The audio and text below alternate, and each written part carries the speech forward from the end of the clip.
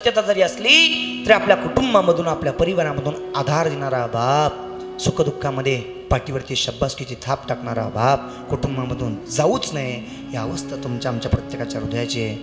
म्हणून इथं बसलेल्या सगळ्या तरुणांना हात जोडून विनंती करेल, बाबांनो असेल तुमच्या जीवनामध्ये बाप नावाचं अस्तित्व जिवंत आणि बापाचे फोन जर 4-4 वेळेला तुमच्या फोनवरती येत असतील तर आपुलकीने बापाचे फोन उचला. बापाचा आवाज जर कानावरती पडत असेल तर बापाचा आवाज आहे का?